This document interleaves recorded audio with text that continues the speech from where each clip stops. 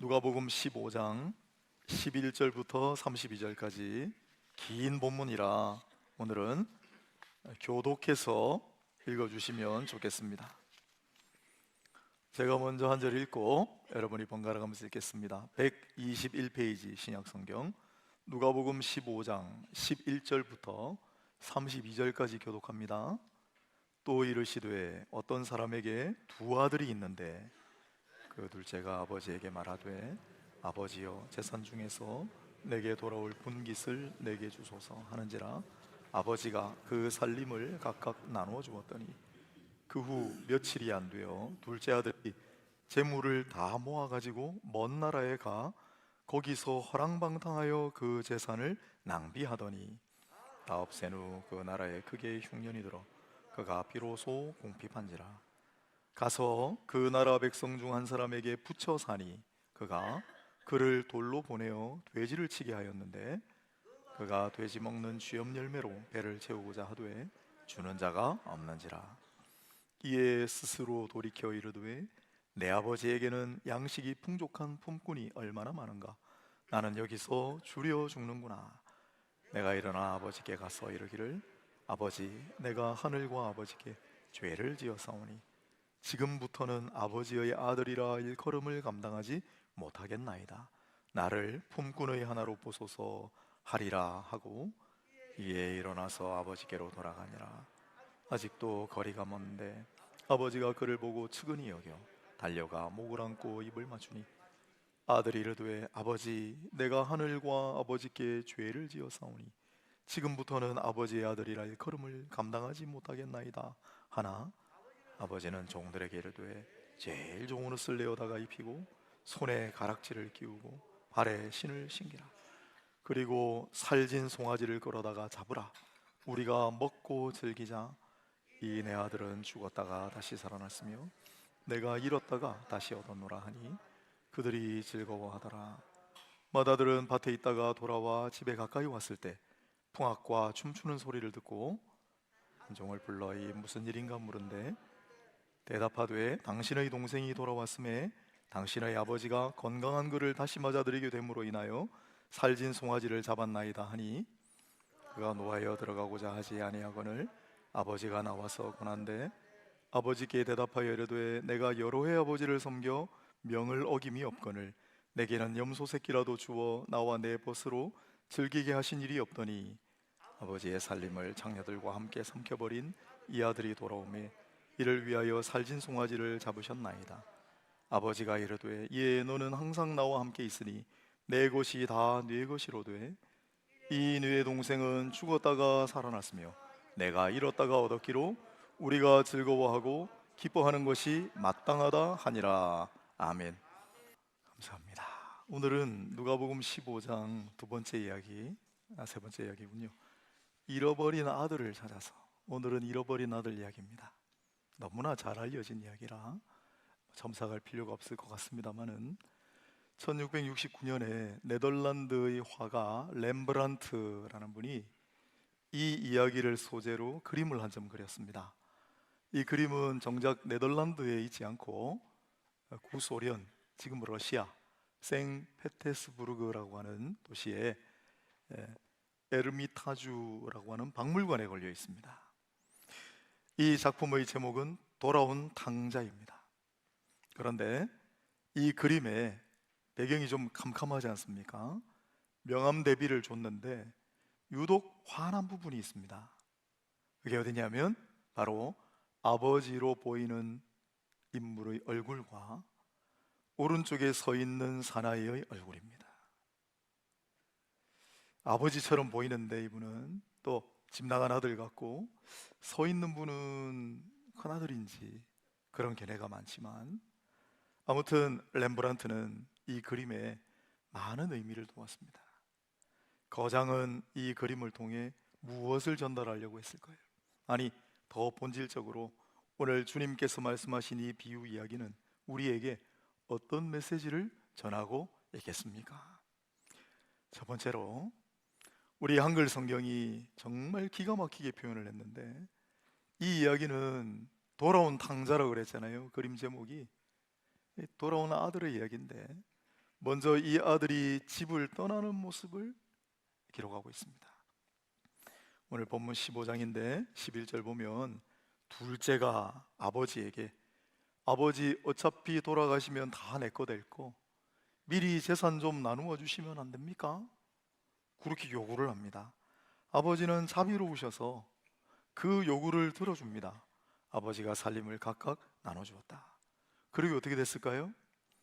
며칠이 안 되어 둘째 아들이 재물을 다 모아가지고 아버지 재산이 상당한데, 그런데 그 떼준 재산 유산으로 미리 받은 그 분깃이 상당할 텐데 그 재물을 요즘식으로 표현하면 전부 유동화시켜가지고 다 들고 다른 나라로 갔습니다. 이걸 보면 이 아들은 굉장히 민첩하고 굉장히 총명하다, 예, 재주가 있다라는 걸 알 수 있죠. 전부 재산을 바꿔가지고 먼 나라로 가서 거기서 정말 기가 막히게 번역을 허랑방탕하여 재산을 낭비했다. 허랑방탕하다고 해놨습니다. 이 아들의 모습을 성경이 허랑방탕하다라고 기록합니다. 이 원어는 버리다예요. 흩어버리다, 다 버리다. 돈을 마치 다 버리는 것처럼, 흩어버리는 것처럼 재산을 다 낭비해버렸습니다. 그런 다음에 어떻게 됐지요? 다 없앤 후 돈이 다 떨어졌는데 이게 웬일입니까? 이 나라는 아마 발달한 나라였을 거예요. 또 즐길 만큼 즐길 거리가 많은 나라였을 거예요. 그런데 이 나라의 경제가 추락을 하고 경기가 불황이 찾아왔습니다. 흉년이 들어오고 그래나잖아요. 그리고 돈은 다 떨어졌죠. 비로소 궁핍한지라 할 수 없이 살아야 되니까 15절 보니까 가서 그 나라 백성 중 한 사람에게 붙여 사니, 무슨 말입니까? 어떤 집에 가서, 낯선 이방 나라 모르는 사람 집에 가서 그 집의 종, 머슴이 됐다는 뜻입니다. 부잣집 주인집 아들이 아무 생면부지의 사람 머슴살이를 하게 된 거예요.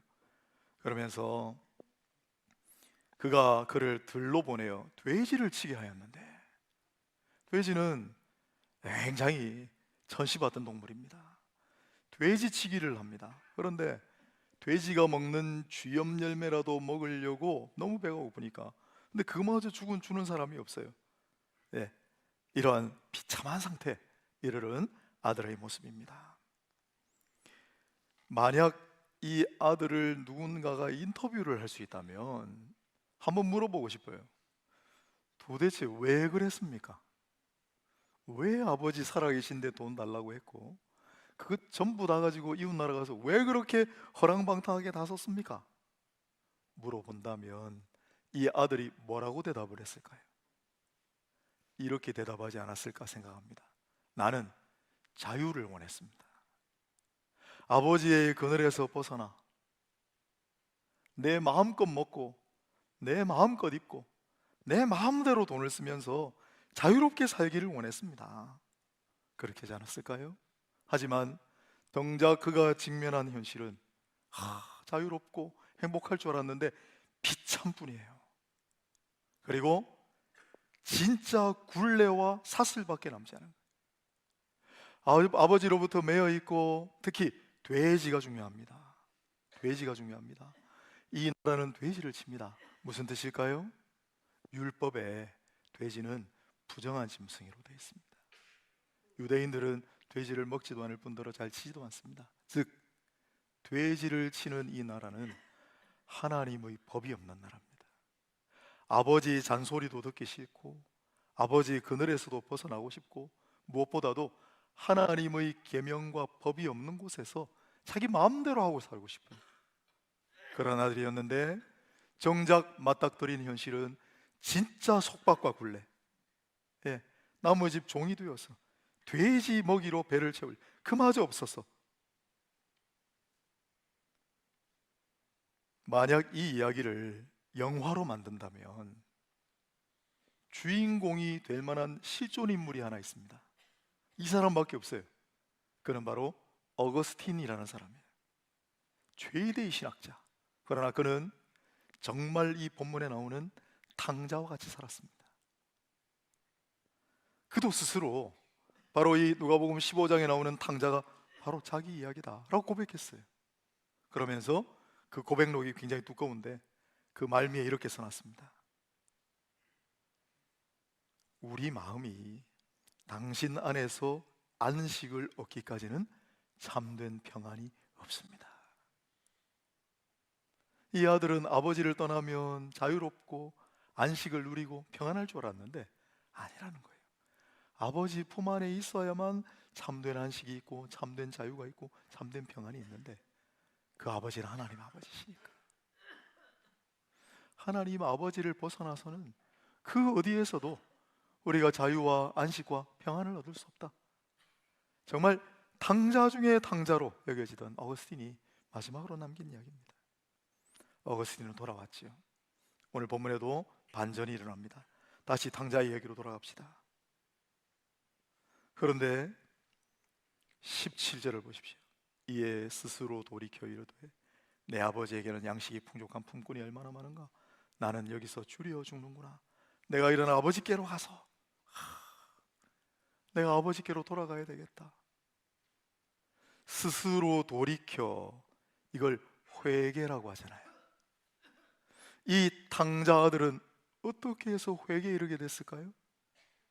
그 답이 방금 읽은 17절 마지막에 있습니다. 나는 여기서 줄여 죽는구나.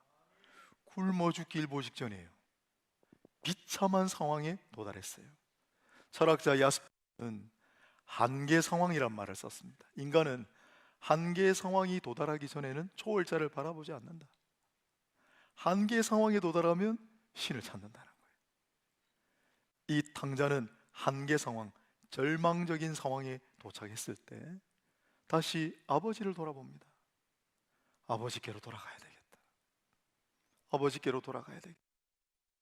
그래서 아버지께로 돌아오는데 몸만 돌아온 것이 아니라 마음도 돌아온 것이 18절 19절의 고백을 보면 내가 일어나 아버지께로 가서 이르기를 아버지 내가 하늘과 아버지께 죄를 지었사오니. 중요한 고백입니다. 하나님께 무슨 죄를 지었습니까? 율법대로 살지 않으려고 하나님의 계명이 없는 곳으로 가서 세상에 묻혀 세상의 사치와 쾌락에 빠져 살았잖아요.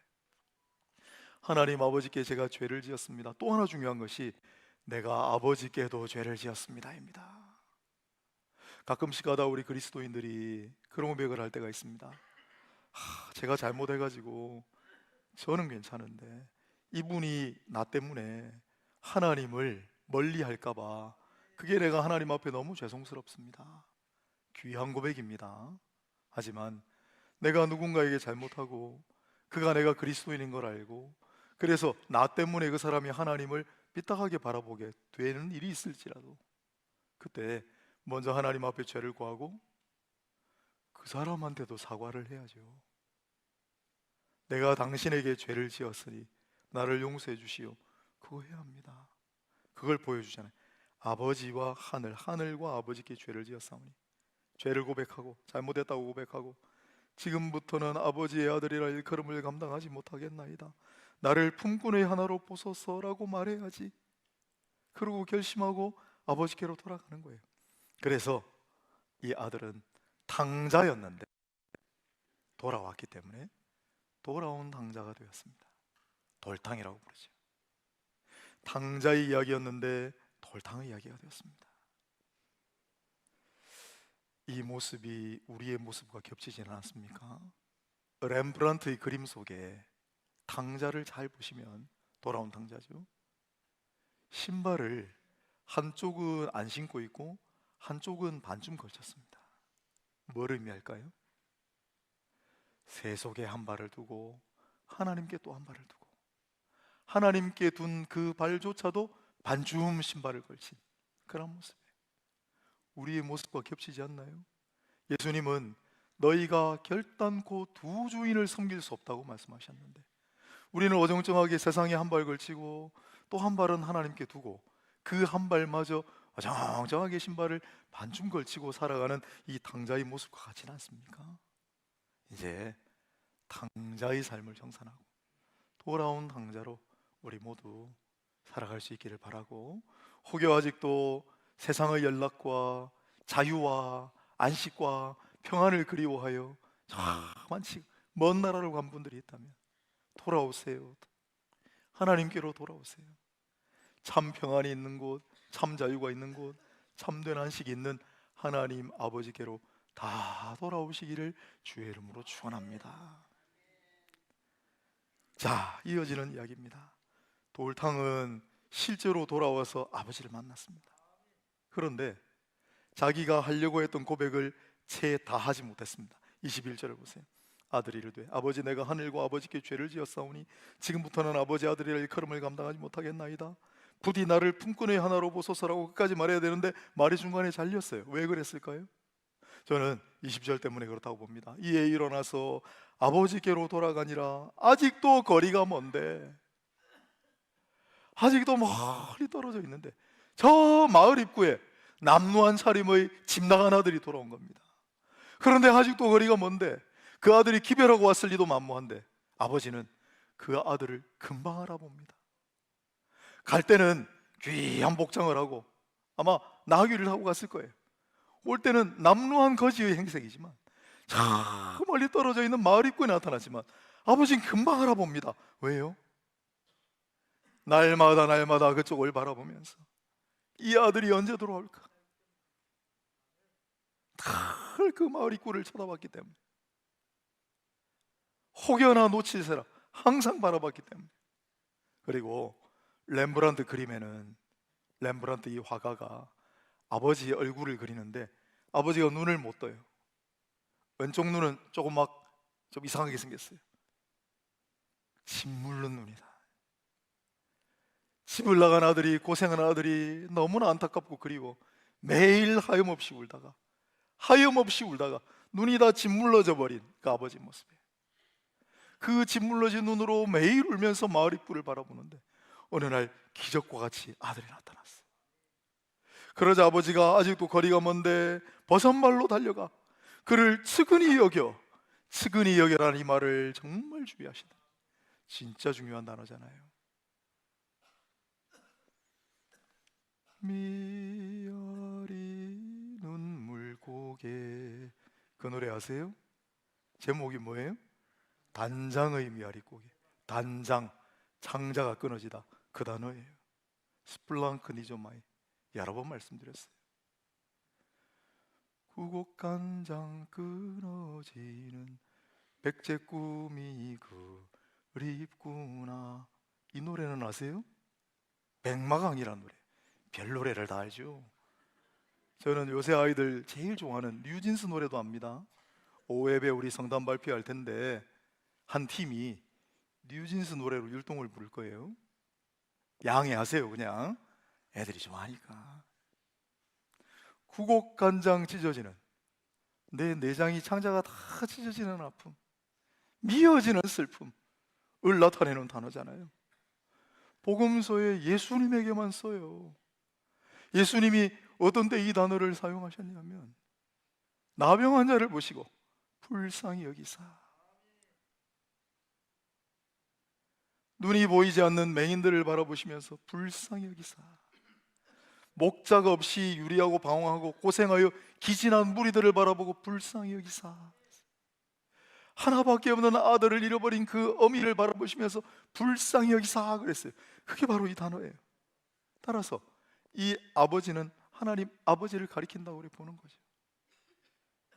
그 집 나간 아들, 못된 아들, 그러나 이제 나올까 저제 나올까 늘 기다리다가 마침내 나타나자 아버지는 득달같이 버선발로 뛰어가 그의 목을 끌어안고 입을 맞추고 아들아, 그 아들이 고백하려다가 중간에 끊겼잖아요.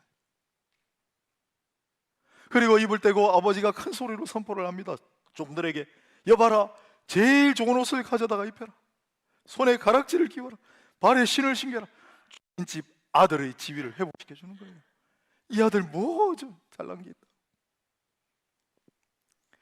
그리고 살진 송아지를 잡아라, 우리가 함께 먹고 즐기자.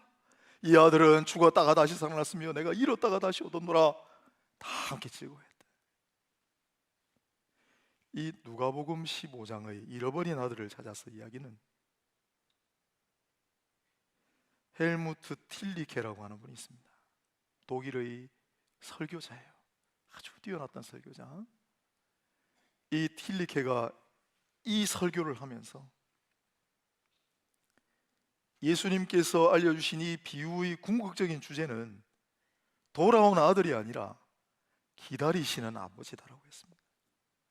그리고 이 사건은 하나님 아버지의 사랑의 급습, 터덕터덕 돌아오는 비참한 그 아들을 향하여 아버지께서 확 달려가서 와락 껴안는 모습을 하나님 사랑의 급습이라고 표현했어요. 하나님 사랑의 기적, 또 도저히 이해될 수 없는 그러한 일들을 하기 때문에 하나님 사랑의 수수께끼라고 했습니다. 탁월한 견해입니다.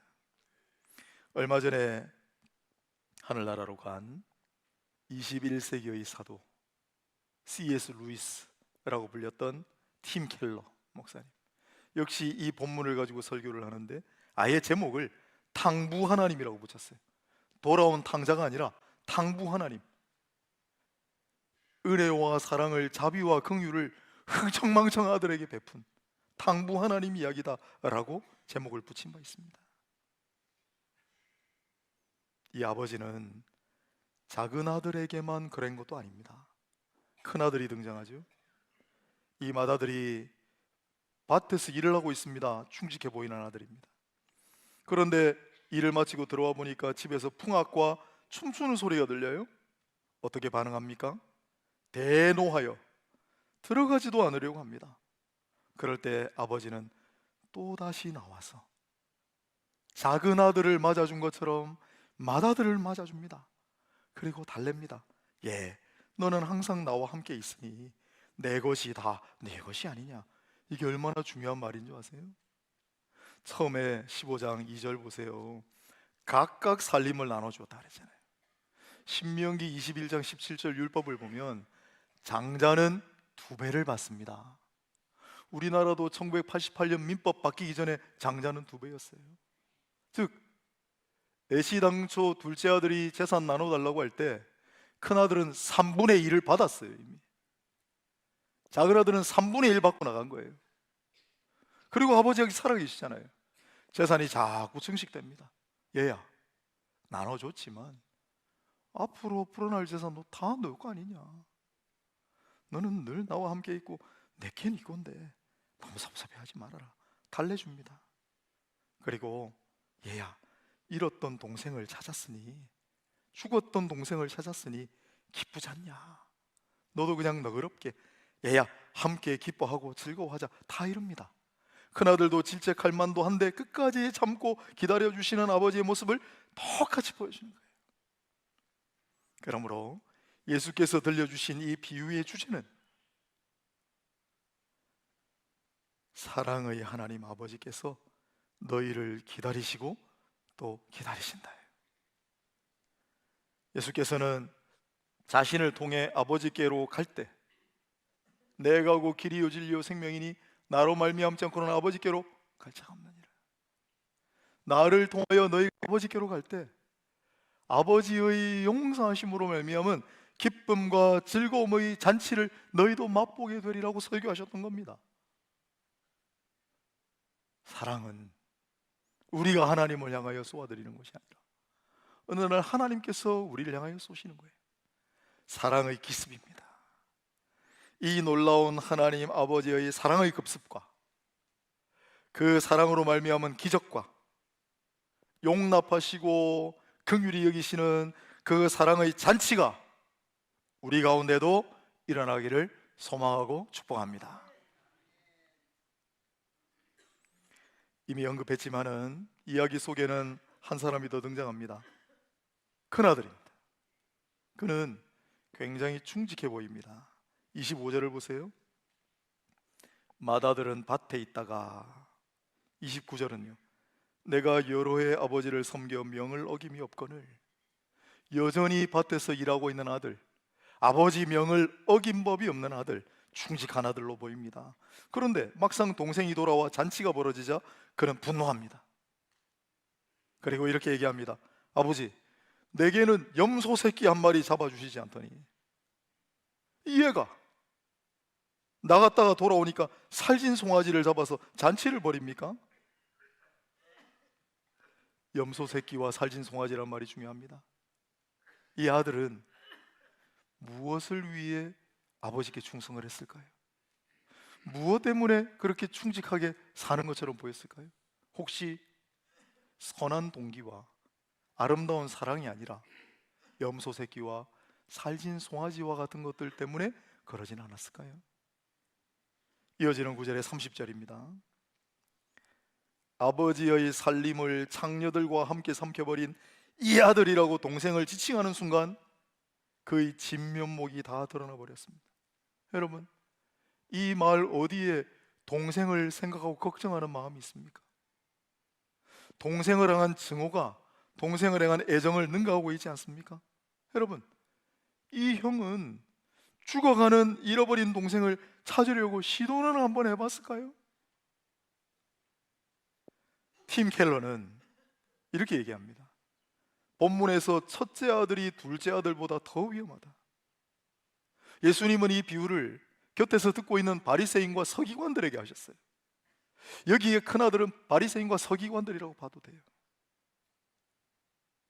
오히려 이 아들이 둘째 아들, 집 나간 아들보다 더 위험할 수 있다라고 하면서 바리새인과 하나님 사이를 가로막는 주된 장벽은 그들의 죄가 아니라 그들의 저주받을 선행이다. 무슨 말일까요? 죄 때문에 하나님과의 사이가 가로막힌 것이 아니라 자기는 선을 행한다는 거, 나는 그와 같지 않다는 거, 자기 의의가 오히려 하나님과의 사이를 가로막는 것이다라고 진단한 거예요. 그러면서 참된 그리스도인이 되려면 자기가 잘한 일들의 동기까지도 회개해야 한다. 내가 무엇 때문에 잘을 합니까? 내가 무엇 때문에 선을 행하고 있습니까? 그 동기까지도 회개해야 한다. 바리새인은 죄만 회개하지만 참된 그리스도인은 자신의 의의 뿌리까지 회개한다는 말을 남겼습니다. 그리고 우리가 이 동생의 마음에 참으로 가닿지 못하고 있다면 교회는 우리 생각보다 훨씬 더 이 둘째 아들보다는 큰 아들의 세상일 수 있다라고 진단했어요. 공감이 가지 않습니까? 제가 한 10살쯤 무렵에 막내 동생을 잃어버렸습니다. 온데간데 없이 사라졌어요. 10살, 8살, 6살 터울이니까 6살짜리 아이가 없어요. 우리 부모님이 찾고 난리가 났습니다. 저보고 야 빨리 가서 동생 좀 찾아봐라. 제가 대연동 막 찾아다니다가 조금 내려가면 우리 큰 집이 있어요. 큰 집에는 큰 TV가 있었습니다. 어둑어둑해지는데 TV 할 시간이네요. TV가 너무 보고 싶은 거예요. 그래서 큰아버지 큰엄마 부르고 들어가서 텔레비 봤습니다. 나중에 연락이 왔는데 동생 찾았다고. 시장터에서 울고 있는 아이를 누군가가 찾아다가 데려다 준 거예요. 집에 가서 엄청 혼났습니다. 이 나쁜 녀석아. 저는 이 본문을 읽을 때마다 여기 형이 내구나,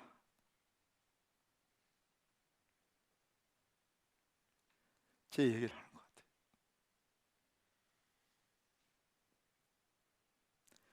오랜 세월 동안 그 사건을 잊지 않습니다. 지금도 잘하고 있는지 돌아보게 됩니다. 마음이 많이 아픕니다. 하지만 어느 날 제가 큰 위안이 되는 구절을 발견을 했어요. 그게 로마서 8장 29절입니다. 로마서 8장 29절을 제가 찾아서 읽어드리도록 하겠습니다.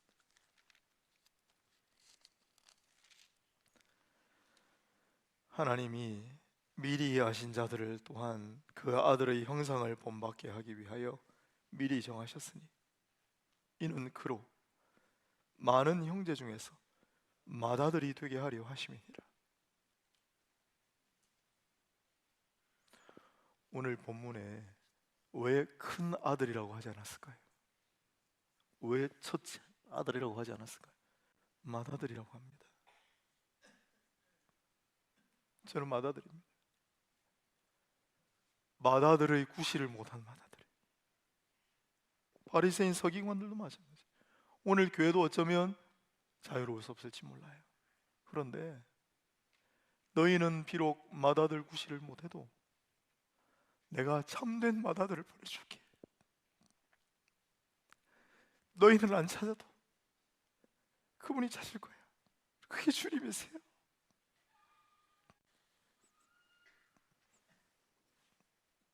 우리 주님이 이 맏아들을 오신 거예요.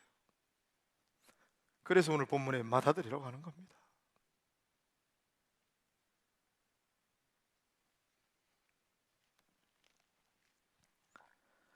우리는 스스로를 돌아볼 때 당자와 같기도 하고 더러운 당자와 같기도 하고 하나님의 그 은혜와 사랑을 때로는 알지 못하고 저버리고 살아가는 것도 같고, 그러나 무엇보다도 이 형의 모습에 가깝습니다. 아버지와 늘 함께 하면서도 그 은혜와 사랑을 깨닫지 못하고 누리지 못하고 염소 새끼와 살진상에 관심이 있고 동생을 향한 애정은 없고 잃어버린 동생을 찾으려고도 하지 않는, 하지만 그런 우리도 긍휼히 여기셔서 맏아들을 보내주셨다니까요. 그 맏아들이 나신 날입니다. 성탄을 맞이하여 우리의 형님이 되시고 우리 오빠가 되십니다. 우리 주님을 잔잔히 바라보고 우리도 우리의 구실을 다할 수 있으면 좋겠습니다. 어떻게 온전할 수 있겠습니까? 우리를 대신하여 이 땅에 오신 우리 주 예수를 바라보며 다시 하나님 품으로 돌아오시고 하나님만을 섬기고 하나님의 참된 아들 딸들이 되시고 잃어버린 동생을 찾는 형들 누나가 되시기를 주의 이름으로 축복하고 축원합니다.